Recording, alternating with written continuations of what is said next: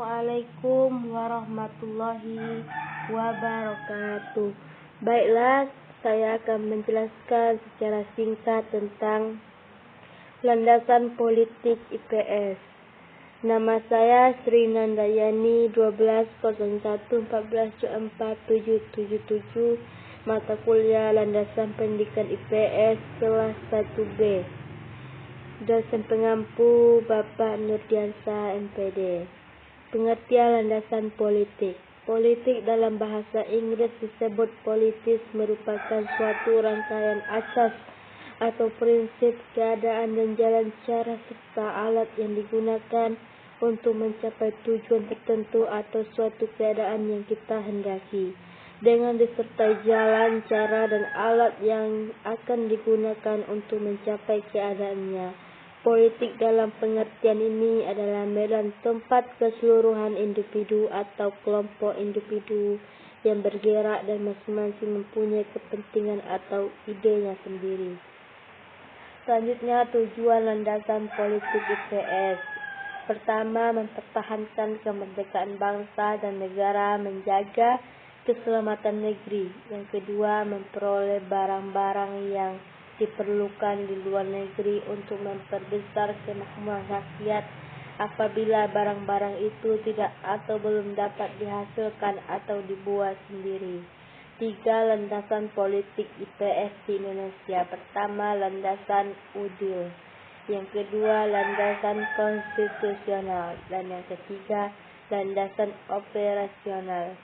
Selanjutnya, ideologi ilmu politik. Yang pertama, Pancasila.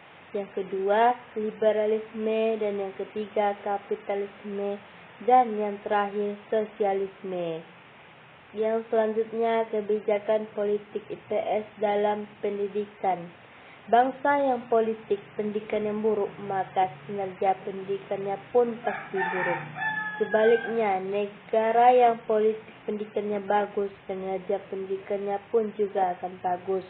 Semenjak kemerdekaan sampai dengan era reformasi, perjalanan politik pendidikan nasional telah mengalami 3 kali perubahan, yaitu di era Orde Lama pada tahun 1954, di era Orde Baru, dan saat ini di era reformasi.